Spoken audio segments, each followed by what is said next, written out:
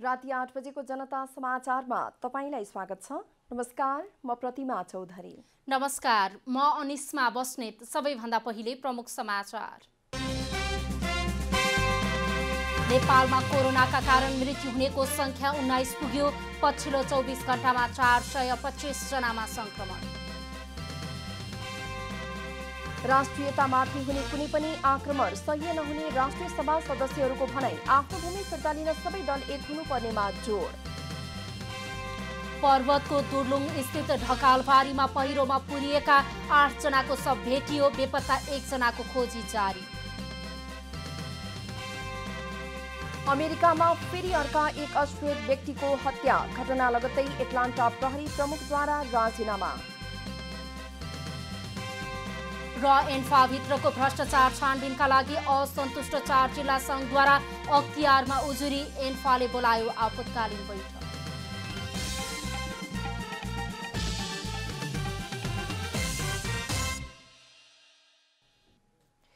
अब पुरा समाचार। नेपालमा कोरोना भाइरसबाट मृत्यु हुनेको संख्या 19 पुगेको छ। स्वास्थ्य मन्त्रालयका अनुसार गुल्मीको घुरकोटमा 36 वर्षीय पुरुषको आइसोलेसनमा उपचारका क्रममा मृत्यु भएको हो। भारतबाट आएका ती पुरुषको जेठ 12 गते रूपन्देहीमा भएको परीक्षणमा कोरोना पोजिटिभ देखिएको थियो। आइसोलेसनमा उपचाररत उनको जेठ 31 गते मृत्यु भएको हो।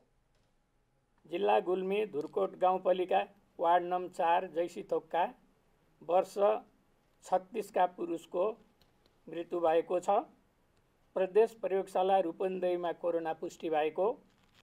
उहाँ रेसुङ्गा नगरपालिका वार्ड नम्बर 9 स्थित उपल्लो तमघाँसमा आइसोलेसनमा रहनुभएको।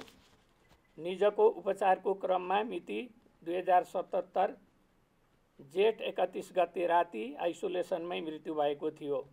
निज क्यान्सर रोगबाट पनि पीडित हुनुहुन्थ्यो।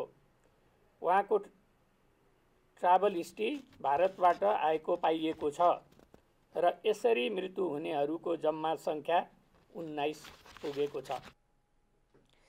आजसम्म संक्रमितको संख्या 5760 पुगेको छ। 425 जना नयाँ संक्रमित थपिएसँगै नेपालमा संक्रमितको संख्या 5760 पुगेको हो। आज 61 सहित 974 जना उपचारपछि निको भएर डिस्चार्ज भएका छन्। 73 जिल्लामा संक्रमण फैलिएको छ। नयाँ संक्रमितको संख्या 425 छ। त्यसमध्ये 375 जना पुरुष र 50 जना महिला हुनुहुन्छ। संक्रमितहरूको संख्या 5760। त्यसमा पुरुष 5324 र महिला 436 हुनुहुन्छ। संक्रमितहरू रहेको जिल्लामा रुकुम पूर्व थप भई 73 जिल्ला पुगेको छ। हालसम्म पीसीआर विधिबाट 1,33,377 र आरडीटी विधिबाट 2,10,721 जनाको नमूना परीक्षण भएको छ। 4,767 जना आइसोलेसनमा उपचाररत छन् भने 1,43,641 जना देशका विभिन्न क्वारेन्टिनमा रहेका छन्। सरकारले अब निजी प्रयोगशालाहरूले पनि कोरोना परीक्षण गर्न पाउने बाटो खुल्ला गरेको छ। पीसीआर परीक्षणका लागि आवश्यक प्रक्रिया पूरा गरे निजी प्रयोगशालाले समेत परीक्षण गर्न पाउने स्वास्थ्य मन्त्रालयले जानकारी दिएको छ। आइतबारको प्रतिनिधि सभामा सांसदहरूले समसामयिक विषयमा सरकारको ध्यानाकर्षण गराएका छन्। कोरोना रोकथाम र भ्रष्टाचार नियन्त्रणका लागि उचित काम गर्न माग गरेका छन्।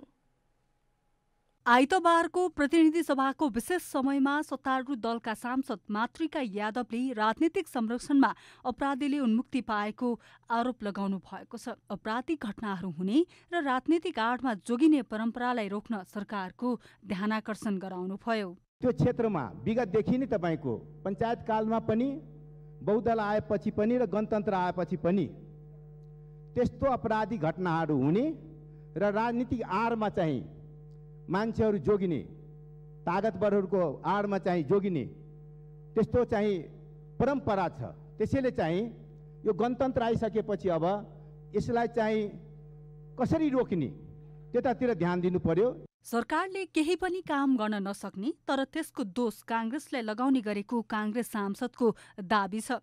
प्रधानमन्त्रीले प्रतिपक्षीले काम गर्न दिएन भन्ने अभिव्यक्ति दिनु गैर जिम्मेवारीपन भएको बताउनुभयो। 2/3 झन्डै मत प्राप्त भएको सरकार आज चाहिँ जनतालाई कसरी दोहन गर्न सकिन्छ, जनतालाई कसरी भ्रष्टाचार गर्न पाइन्छ, कहाँ छ रकम भ्रष्टाचार भनेर आज तल्लीन हुने यो सरकार फेरि जनताको दुहाई दिएर फेरि नेपाली कङ्ग्रेसलाई फेरि दोष लगाएर प्रतिपक्षले सहयोग गरेर भन्न अलिकति सरम हुने हो। प्रधानमन्त्रीज्यू लोकलाज हुनुपर्छ। समाजवाद उन्मुख सरकारले नारा दिएर जनतालाई कर थुपार्ने काम कम्युनिस्ट सरकारले गरेको नेपाल मजदुर किसान पार्टीको दाबी छ। विद्युतीय गाडी, कृषि मल, धान र तरकारीको बिउ समेतमा कर लगाइएको छ। निजी विद्यालयलाई सामुदायिक विद्यालयको भौतिक पूर्वाधार सुधार गर्ने जिम्मा दिएको छ। यसले सरकारहरू कर्पोरेटबाटै सञ्चालित रहेको पुष्टि गर्छ। यस्तै समसामयिक विषय र विशेष समयमा उठाएका प्रश्नको जवाब सरकारले सम्बोधन नगरेको सांसदहरूको गुनासो छ। सरकारले ल्याएका विधेयकमाथि उठेका प्रश्नको जवाब नदिई बहुमतका आधारमा विधेयक पास गर्नु लोकतान्त्रिक व्यवस्था विपरीत रहेको केही सांसदहरूको टिप्पणी छ। कमला हमाल, काठमाडौँ। राष्ट्रिय सभा सदस्यहरूले नेपाली भूमि फिर्ता लिनका लागि बलियो राष्ट्रिय एकताको आवश्यकता औल्याएका छन्। सदस्यहरूले राष्ट्रियता देशको माटो र जनताको आत्मा भएकाले यसमाथिको आक्रमण सह्य नहुने समेत स्पष्ट पारेका छन्। आइतबार प्रतिनिधि सभाबाट सन्देशसहित प्राप्त नेपालको संविधान दोस्रो संशोधन विधेयक 2077 माथिको विचार गरियोस् भन्ने प्रस्तावको सैद्धान्तिक छलफलमा सहभागी राष्ट्रिय सभा सदस्यहरूले भूमि फिर्ता गर्न बलियो राष्ट्रिय एकताको आवश्यकता औल्याएका छन्।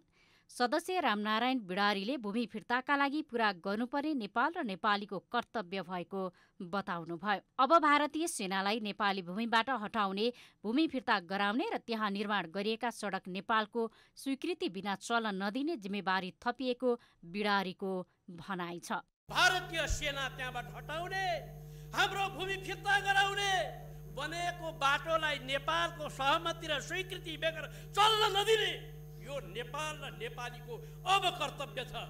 पञ्चायतकालमा अतिक्रमणमा परेको भूमि फिर्ता ल्याएर त्यसलाई संवैधानिक मान्यता दिन विधेयक आएको बताउँदै बेदुराम भुषालले नेपालको भूमि नेपालको नियन्त्रणमा राख्न राजनीतिक दल एकजुट हुनुपर्नेमा जोड दिनुभयो।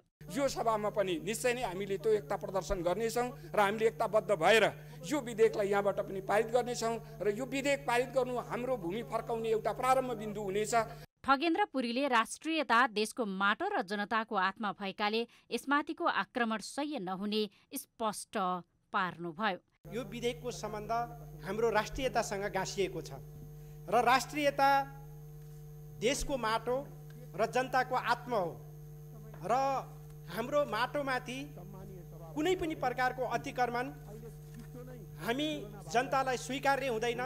श्रीलङ्का र बङ्गलादेश सीमा विवाद वार्ताबाट नै सम्भव भएको उदाहरण दिँदै जितेन्द्र नारायण देवले नेपालको भूभाग पनि वार्ताबाटै फिर्ता लिनुपर्नेमा जोड दिनुभयो। जसरी बङ्गलादेश र श्रीलङ्काले शान्त कूटनीतिको माध्यमद्वारा लामो समय लगाएर आफ्नो जल सीमालाई र थल सीमालाई, श्रीलङ्काले जल सीमालाई र बङ्गलादेशले थल सीमालाई जसरी सम्पन्न गर्यो, एउटा इज्जत साथ सम्मानजनक ढङ्गले आफ्नो भूमि प्राप्त गरिसक्यो, त्यो हिसाबले जानु अलि ठिक थियो कि भन्ने मेरो यो रेकर्ड गर्न खोजेको कुरा मात्रै हो। प्रतिनिधि सभाबाट संविधानको दोस्रो संशोधन विधेयक शनिबार सर्वसम्मतले पारित भएको थियो। अर्थमन्त्री डाक्टर युवराज खतिवड़ाले संसदमा पेश गर्नुभएको आर्थिक विधेयक 2077 बहुमतले पारित भएको छ। प्रतिनिधि सभाको आजको बैठकमा अर्थमन्त्री खतिवड़ाले प्रस्तुत गर्नुभएको आर्थिक विधेयक बहुमतले पारित भएको हो।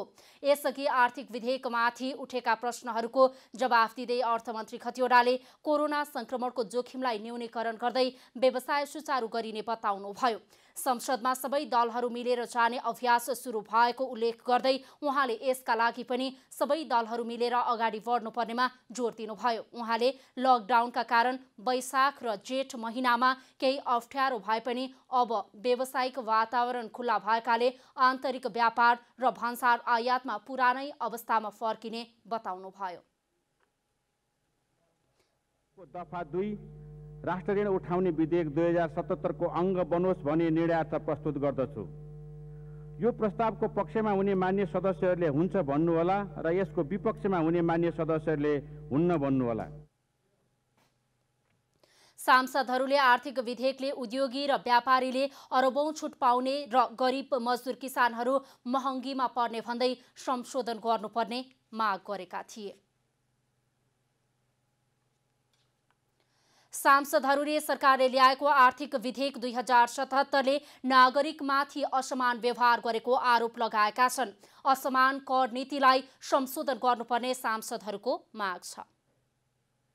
आइतबारको प्रतिनिधि सभा बैठकमा नेपाल मजदुर किसान पार्टीका सांसद प्रेम सुवालले आर्थिक विधेयक 2077ले ठूला उद्योगी व्यापारीलाई अरबौं छुट दिएको तर गरिब मजदुर किसानहरूलाई महँगीमा पारेको आरोप लगाउनु भएको छ।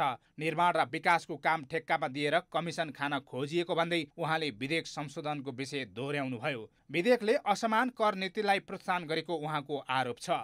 आर्थिक विधेयक 2077मा कर्पोरेटहरूलाई भन्सार महसुल, मूल्य अभिवृद्धि कर, आयकर, अन्तशुल्क आदि छुट प्रस्ताव गरिएको संविधानको समाजवाद उन्मुख विपरीत छ। नेपाली कांग्रेसका सांसद दिव्यमणि राज भण्डारीले नागरिकले उपभोग गर्ने वस्तुहरूमा मूल्य अभिवृद्धि कर हटाउने गरी आर्थिक विधेयक संशोधन गर्न माग गर्नुभयो। हामीले के देख्यौँ भनेदेखि अन्तशुल्कको हेडिङमा हामीले फर्निचरमा पनि अन्तशुल्क लगाउने एउटा नयाँ प्रथाको कुरा दिएको। नर्मली अन्तशुल्क भनेको चाहिँ लाग्यो भनेदेखि स्वदेशी विदेशी सबैमा लाग्छ। नेपाली कांग्रेसका सांसद डाक्टर मिनेन्द्र रिजालले राजस्वको अनुमान यथार्थपरक नभएको बताउनुभयो। उहाँले आधार बिना राजस्व सङ्कलनको अनुमान गरिएको आरोप समेत लगाउनुभयो। योपालि राजस्व बारेमा गरेको हाम्रो छलफल, बजेटमा गरेको छलफल एकदमै सतही हुन्छ। सतही छलफल नगरौँ, असाध्यै ठुलो कठिनाइमा छौँ, अर्थतन्त्र कठिनाइमा छ। सांसदहरूले गत वर्षको बजेटबाट नसप्रेको अर्थ मन्त्रालयले कसरी मुलुकको कठिनाइमा काम गर्न सक्छ भन्नेमा आशंका व्यक्त गरेका छन्। ऋणको व्यवस्थापनमा सरकार अनुशासित भएर काम गर्नुपर्ने सांसदहरूको सुझाव छ। यसैबीच अर्थमन्त्री डाक्टर युवराज खतिवड़ाले संसदमा पेश गर्नुभएको राष्ट्र ऋण उठाउने विधेयक 2077 प्रतिनिधि सभाबाट बहुमतले पारित भएको छ। प्रतिनिधि सभाको आइतबारको बैठकले 5 खर्ब 24 अर्ब 50 करोड रुपैयाँ राष्ट्र ऋण उठाउने गरी सरकारले ल्याएको विधेयकलाई बहुमतले पारित गरेको हो। विधेयकमाथि सांसदहरूले उठाएका प्रश्नको जवाफ दिँदै अर्थमन्त्री खतिवड़ाले कुल गृहस्थ उत्पादनको 30% भन्दा बढी राजस्व उठाउन नसक्ने अवस्थासम्म ऋणमा भर पर्नुपर्ने अवस्था रहने बताउनुभयो। कोरोनाले सरकारी आम्दानीको स्रोत कमजोर बनेको उहाँले स्वीकार गर्नुभयो। सम्म निजी क्षेत्रलाई अघि बढाउनलाई परिपूरक रूपमा प्रबल रहिरहन्छ तबसम्म राज्यले गर्नुपर्ने लगानी, त्यसमा सरकारको खर्च उठाउन सक्ने गरी राजस्व चाहिँ जबसम्म कुल गृहस्थ उत्पादनको एउटा कमसेकम पनि 30% को हाराहारी भन्दा माथि जान सक्दैन तबसम्म हामीले ऋणमा पनि भर पर्नुपर्ने हुन्छ।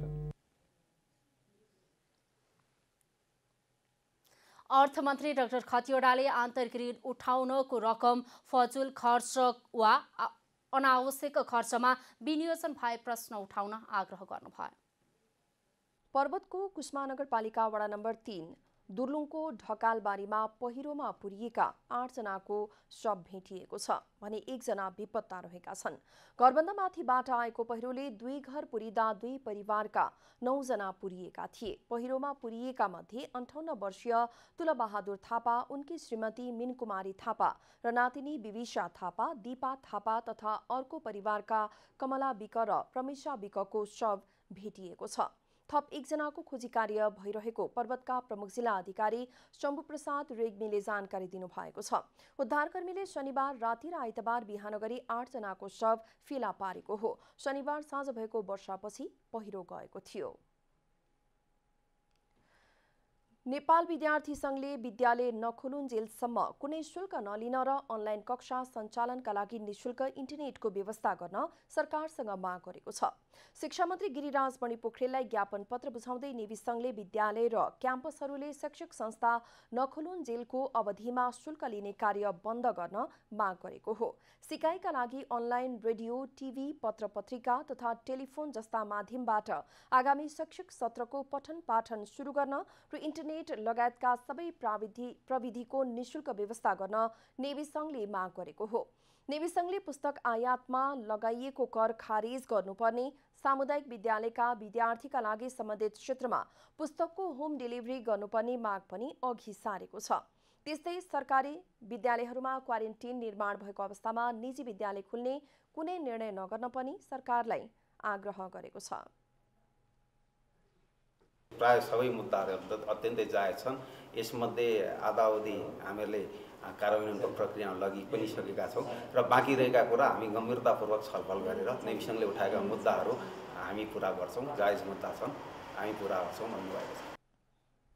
नेवी संघले कक्षा 11 को परीक्षाफल पनि आन्तरिक मूल्याङ्कनका आधारमा गर्न आग्रह गरेको छ। कोरोना भाइरसको संक्रमण बढिरहेका बेला काठमाडौँसहित देशभर सडकमा युवाहरूले प्रदर्शन गरिरहेका छन्। प्रदर्शनको मुख्य माग र नेतृत्व कसले गरिरहेको स्पष्ट नभइरहेका बेला आधा दर्जन बढी विदेशी नागरिकको सहभागिताले आशंका उब्जाएको छ। पछिल्लो समय काठमाडौँ उपत्यका सहित देशभर युवाहरूले सरकारको विरोधमा प्रदर्शन गरिरहेका छन्। कोरोना परीक्षणको दर र दायरा बढाउनु पर्ने, विश्व स्वास्थ्य संगठनको मापदण्ड अनुरूप क्वारेन्टाइनको व्यवस्थापन, विदेशबाट आएका नागरिकको उचित व्यवस्थापन, कोरोना संक्रमण नियन्त्रण र रोकथाममा खर्च भएको 10 अर्बको हिसाब सार्वजनिक गर्नुपर्ने लगायतका माग प्रदर्शनकारीहरूको छ। शान्तिपूर्ण रूपमा कुनै पनि नागरिकले आफ्ना माग राख्न सक्नेछन्, तर प्रदर्शनमा आधा दर्जन बढी विदेशी नागरिकको सहभागिता भेटिनुलाई गम्भीर रूपमा हेरिएको छ। शनिबार काठमाडौँको माइतीघर मण्डलाबाट 3 जना चिनिया नागरिक, एक जना क्यानेडियन, अस्ट्रेलियन, अमेरिकी र नर्वेजियन नागरिक 7 विदेशी नागरिकलाई प्रहरीले पक्राउ गरेको छ। प्रदर्शनमा विदेशीको सहभागिता प्रश्नको विषय बनेको छ। हजुर, त्यो अब हिजो पक्राउ परेका मध्येमा 7 जना थिए। 1 जना त बाई स्ट्यान्डर्ड मात्रै भएको अनुसन्धानबाट खोल्यो, उहाँलाई छोडिदिउँ। र 6 जना मध्येमा 3 जना चाइनिज, 1 जना अमेरिकन, 1 जना अस्ट्रेलियन र अर्को चाहिँ नर्वेजियन। छानबिन गर्ने, अनुसन्धान गर्ने हाम्रो चाहिँ अध्यागमन विभाग भएको भएर हामीले आवश्यक अनुसन्धान कारबाहीको लागि भनेर अध्यागमन विभाग पठाएका छौँ। प्रहरीले पक्राउ परेका विदेशीलाई थप अनुसन्धानका लागि अध्यागमन विभागलाई बुझाएको छ। उनीहरू कसैबाट परिचालित हुन् या कसैको लैलैमा आएका हुन्, यो अनुसन्धानको विषय भनेको छ। विदेशी नागरिकहरू पनि उक्त हिजोको चाहिँ जुन एउटा विरोध प्रदर्शनमा पार्टिसिपेट भएको पाइयो र उहाँहरूलाई हामीले नियन्त्रणमा ल्याउँ, किनभने विदेशी नागरिकहरू हाम्रो यो आन्तरिक विषयवस्तुहरूमा उहाँहरूले चाहिँ सभा जुलुस विरोध जुनसुकै रूपमा पनि उहाँहरू प्रस्तुत हुन पाउनुहुन्न।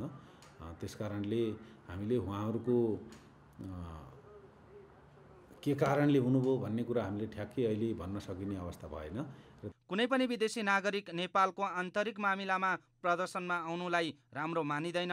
कानुनत उनीहरूलाई देश निकालासम्मको कारबाही हुन सक्ने अध्यागमन विभागले जनाएको छ।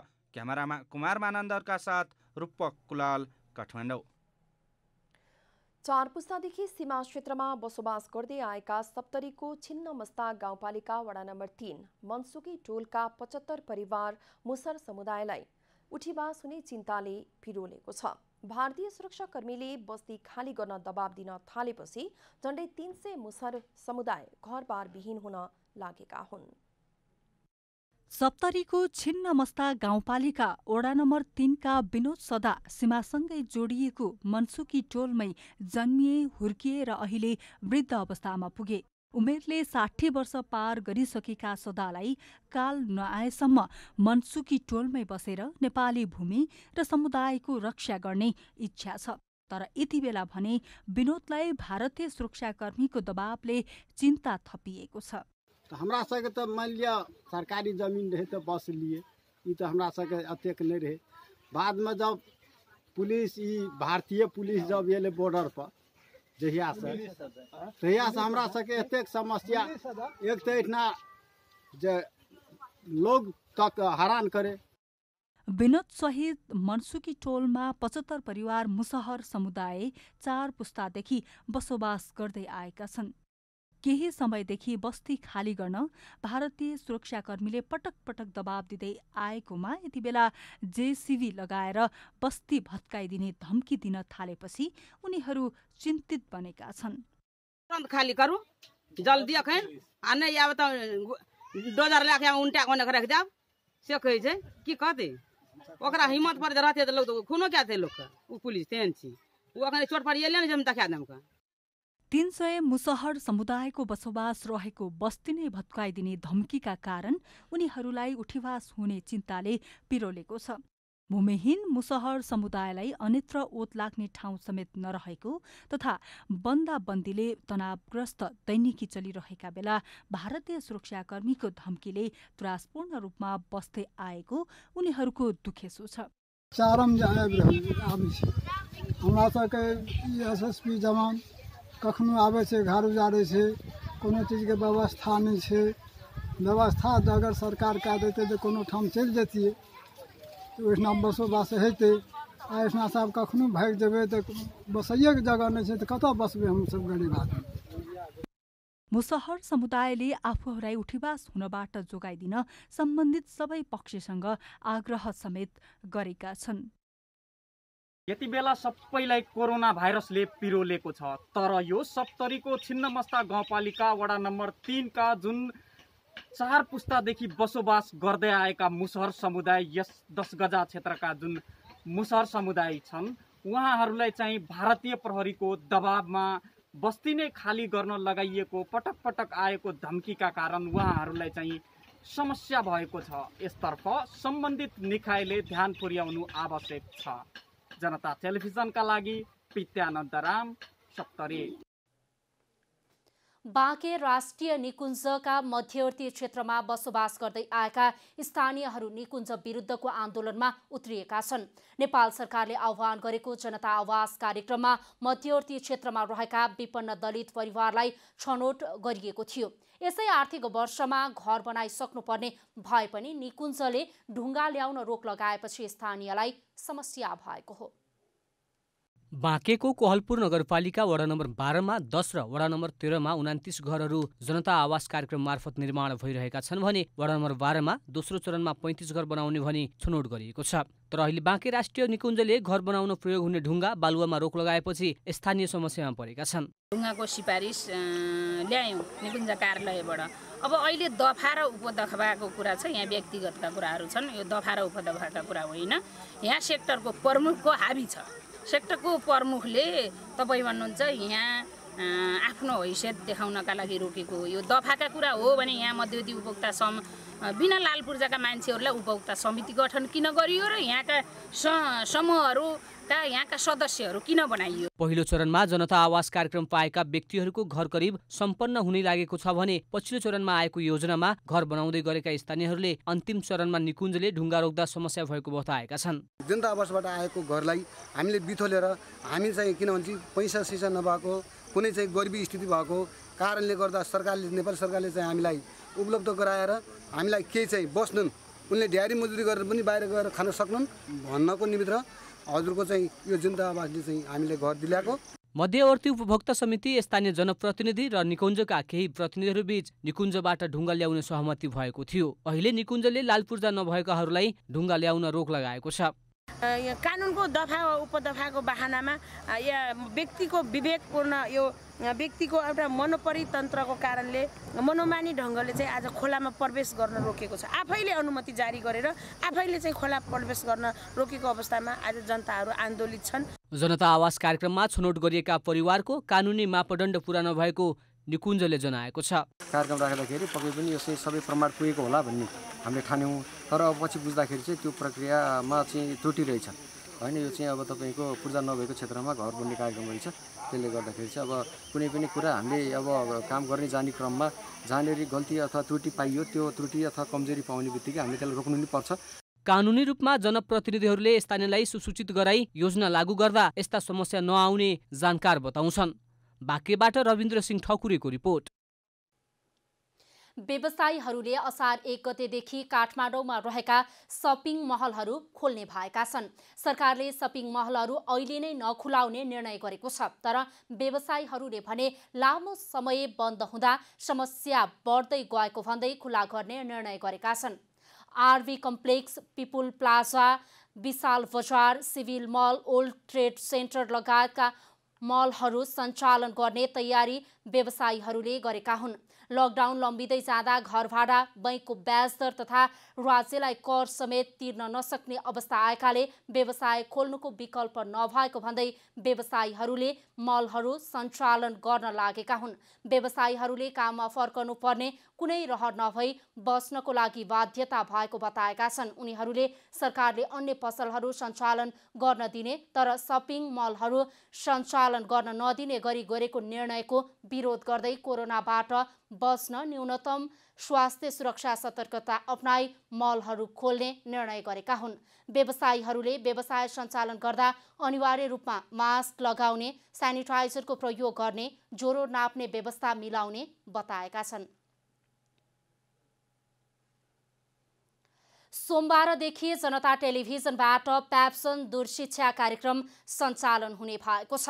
निजी तथा आवासीय विद्यालय अर्गनाइजेसन नेपाल प्याप्सनसँगको सहकार्यमा जनता टेलिभिजनबाट प्याप्सन दूरशिक्षा कार्यक्रम सञ्चालन हुन लागेको हो।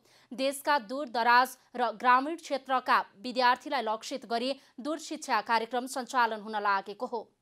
कार्यक्रममा कक्षा 7 देखि 10 सम्मका विद्यार्थीहरूलाई लक्षित गरी सञ्चालन हुनेछ। सोमबारदेखि दैनिक बिहान 10:05 सुरु हुने प्याप्सन दूरशिक्षा कार्यक्रम मध्याह्न 12:55 सम्म सञ्चालन हुनेछ। कार्यक्रम असार महिनाभरि सञ्चालन गरिनेछ। कोरोना संक्रमणले विदेशमा नेपालीको मृत्यु हुने क्रम रोकिएको छैन। यस्तै नेपालीहरूमा कोरोना संक्रमण दर पनि घट्दै गएको छ। कोरोना भाइरसको संक्रमणले विदेशमा नेपालीको मृत्यु हुने क्रम रोकिएको छ। गैर आवासीय नेपाली सङ्घ NRNA का अनुसार विगत 8 साता लगातार विभिन्न देशमा नेपालीहरूले ज्यान गुमाएका थिए। यो साता भने कोरोना भाइरसको संक्रमणले कुनै पनि नेपालीले ज्यान गुमाउन परेन। NRNA अन्तर्गतको स्वास्थ्य समितिका अनुसार विश्वका विभिन्न देशमा कोरोना संक्रमण दरमा उल्लेख्य रूपमा कमी आएको छ। Denmark, Netherland, Australia, Japan, Myanmar, Poland, रुस, New Zealand, Canada, Finland, Ireland, Germany, Sweden, France, Belgium लगायतका 15 देशमा बस्ने नेपालीहरू कोरोना संक्रमणबाट मुक्त भएका छन्। NRNA स्वास्थ्य समितिका अनुसार यो साता विदेशमा 9000 भन्दा बढी नेपालीहरू कोरोना संक्रमणबाट मुक्त भएका छन्। सङ्घ अन्तर्गतको स्वास्थ्य समितिले सङ्कलन गरेको तथ्याङ्क अनुसार विदेशमा रहेका 17792 जना नेपालीहरू कोरोना भाइरसबाट संक्रमित भएका छन्। NRNA स्वास्थ्य समितिका संयोजक डाक्टर सञ्जीव सापकोटाका अनुसार यो साता पहिलो पटक अफ्रिकी मुलुकमा रहेका 3 जना नेपालीमा कोरोना भाइरसको संक्रमण भेटिएको छ। सङ्घका अनुसार कोरोना संक्रमणले हालसम्म 127 जना नेपालीले विदेशमा ज्यान गुमाएका छन्। सापकोटाका अनुसार नेपालको 5000 बढी संक्रमित सहित विश्वभरका 35 देशमा 23200 भन्दा बढी नेपालीमा कोरोना भाइरसको संक्रमण देखिएको छ। कोरोना भाइरसका कारण बेलायत, UAE, साउदी अरब, Bahrain, Kuwait, Qatar, Ireland, Japan, Turkey, Netherland र स्विडेन लगायत 13 देशमा रहेका नेपालीहरूको ज्यान गएको थियो। यसैबीच नेपाली श्रमिकको उद्धारको लागि NRNA संयुक्त राष्ट्र सङ्घमा छलफल गरेको कोभिड-19 उच्च स्तरीय समिति गैर आवासीय नेपाली सङ्घ NRNA का प्रेस संयोजक चिरन शर्माले जानकारी दिनुभएको छ। अब आर्थिक समाचार।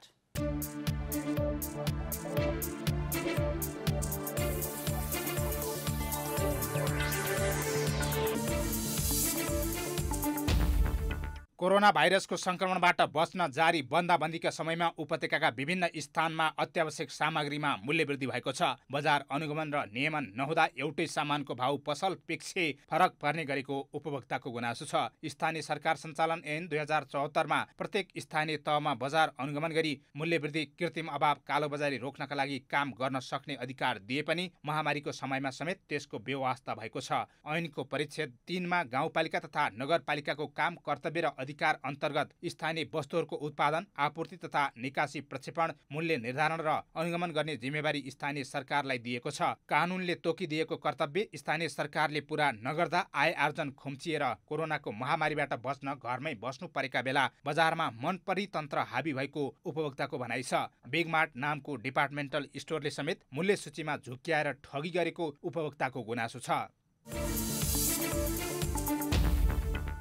आइतबार अमेरिकी डलरको भाउ बढेको छ। नेपाल राष्ट्र ब्याङ्कले आइतबार 1 अमेरिकी डलरको खरिद दर 121 रुपैयाँ 5 पैसा र बिक्री दर 121 रुपैयाँ 65 पैसा तोकेको छ। शुक्रबार 1 अमेरिकी डलरको खरिद दर 120 रुपैयाँ 96 पैसा र बिक्री दर 121 रुपैयाँ 56 पैसा तोकिएको थियो। कोरोनाका कारण विश्व अर्थतन्त्रमा सुस्तता आइरहेको छ। यही कोरोना संक्रमणले भारतीय मुद्रा पनि कमजोर भएको छ। भारु कमजोर हुँदा नेपाली रुपैयाँ पनि स्वतः कमजोर हुने गर्छ, किनकि भारुसँग नेपाली रुपैयाँको स्थिर विनिमय दर छ। अन्तर्राष्ट्रिय लगानीकर्ता डलर प्रति आकर्षित भन्दा डलरको मूल्य उच्च बिन्दुमा पुगेको हो। सुनको मूल्य बिहिबार कायम भएको नयाँ रेकर्डको बिन्दुमा स्थिर देखिएको छ। आइतबार बजारमा छापावाला सुन प्रति तोला 89,600 रुपैयाँमा किनबेच भएको नेपाल सुनचाँदी व्यवसायी महासंघले जनाएको छ। बिहिबार र शुक्रबार 2 दिन पनि सोही मूल्यमा सुनको कारोबार भएको थियो। आइतबार तेजाबी सुन प्रति तोला 89,165 रुपैयाँमा कारोबार भएको छ। चाँदी प्रति तोला 935 रुपैयाँमा कारोबार भएको महासंघले जनाएको छ।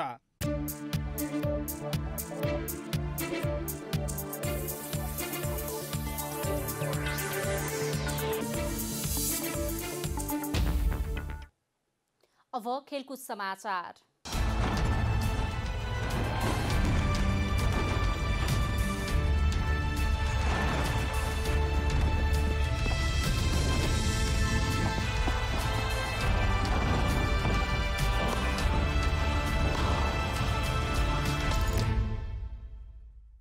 अखिल नेपाल फुटबल संघ एन्फाले भोलि आपतकालीन बैठक बोलाएको छ। कार्यसमिति बैठक सम्पन्न भएको 2 सप्ताह पनि नबित्दै एन्फाले आपतकालीन बैठक आह्वान गरेको हो। बैठक ललितपुर स्थित एन्फा कम्प्लेक्स आदो बाटोमा दिउँसो 1 बजे बस्नेछ। बैठकका लागि 4 एजेन्डा तय गरिएको एन्फाका उपाध्यक्ष शिक्षित पराजुलीले जानकारी दिनुभयो। बैठकमा एन्फाको मानार्थ अध्यक्ष, कोरोना राहत, भक्तपुर जिल्ला फुटबल संघ लगायतका विषयमा छलफल हुने बताइएको छ। एन्फाले मानार्थ अध्यक्षमा टाँसी घलेलाई पुनः नियुक्त गर्ने तयारी गरेको छ। आन्तरिक विवाद बढ्दै गएपछि वर्तमान कार्यसमितिले घलेको मानार्थ पद खारिज गरेको थियो। एन्फा विधानले तत्काल सुल्झाउनुपर्ने विवादहरूको निरूपणका लागि 5 सदस्यीय आपतकालीन समितिको व्यवस्था समेत गरेको छ।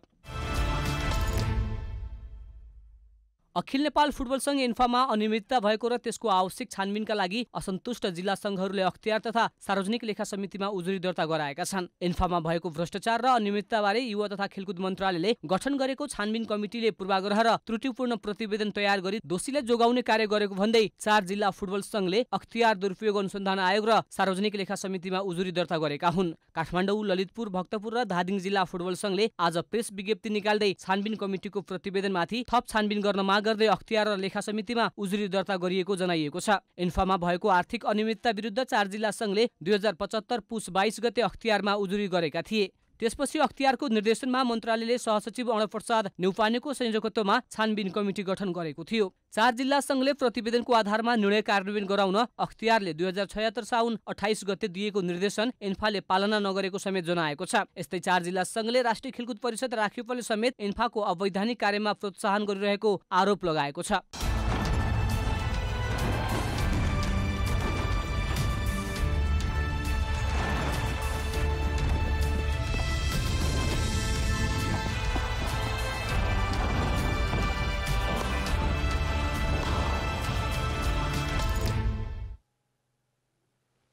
अब मौसम समाचार।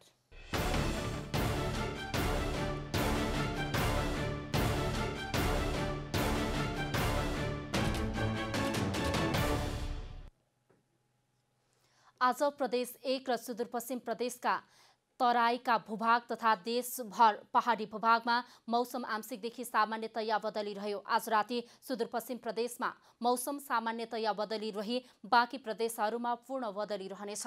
प्रदेश 2, गण्डकी प्रदेश, प्रदेश 5 र कर्णाली प्रदेशका केही स्थानहरूमा र बाँकी प्रदेशका थोरै स्थानहरूमा मेघगर्जन र चट्याङसहित वर्षाको सम्भावना रहेको छ।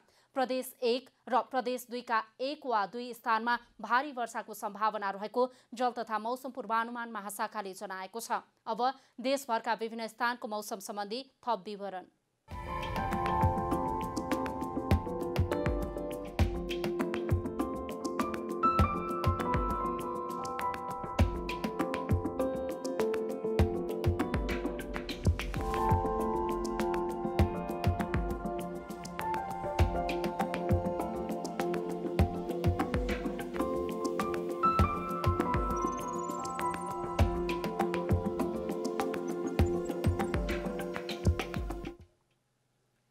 अन्त्यमा आजको डायरी। नेपालमा कोरोना भाइरसबाट मृत्यु हुनेको संख्या 19 पुगेको छ। 425 जना नयाँ संक्रमित थपिएसँगै नेपालमा संक्रमितको संख्या 5760 पुगेको छ। आज 61 सहित 974 जना उपचारपछि निको भएर डिस्चार्ज भएका छन्। पर्वतको कुस्मा नगरपालिका वडा नम्बर 3 दुर्लुङको ढकालबारीमा गैराती पहिरोमा पुरिएका 8 जनाको शव भेटिएको छ। 1 जना बेपत्ता रहेका छन्। घरभन्दा माथिबाट आएको पहिरोले 2 घर पुरिँदा 2 परिवारका 9 जना पुरिएका थिए। सोमबारदेखि जनता टेलिभिजनबाट प्याप्सन दूरशिक्षा कार्यक्रम सञ्चालन हुने भएको छ। निजी तथा आवासीय विद्यालय अर्गनाइजेसन नेपाल प्याप्सनसँगको सहकार्यमा कक्षा 6 देखि 10 सम्मका विद्यार्थीलाई लक्षित गरी सञ्चालन हुनेछ। सोमबारदेखि दैनिक बिहान 10:05 सुरु हुने प्याप्सन दूरशिक्षा कार्यक्रम मध्याह 12:55 सञ्चालन हुनेछ। चीनको राजधानी बेजिङमा 50 दिनता फेरि केही मानिसमा कोरोना भाइरसको संक्रमण पुष्टि भएपछि केही क्षेत्रमा कडा लकडाउन गरिएको छ। सिनफडी मार्केटमा 517 जनाको परीक्षण गर्दा 45 जनामा संक्रमण देखिएको थियो। अखिल नेपाल फुटबल संघ एन्फाले भोलि आपतकालीन बैठक बोलाएको छ। बैठकमा एन्फाको मनार्थ अध्यक्ष, कोरोना राहत, भक्तपुर जिल्ला फुटबल संघ लगायतका विषयमा छलफल हुने बताइएको छ।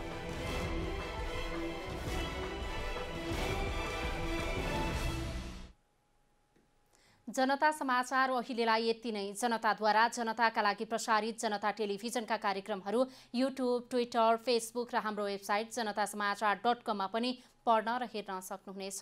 सूचनामा तपाईको सहभागिता, समयमा समाचार हाम्रो प्रतिबद्धता। कोरोना भाइरसको संक्रमणबाट बस्न नियमित रूपमा साबुन पानीले मिची हात धौँ, भिडभाडबाट टाढै रहौं। नमस्कार।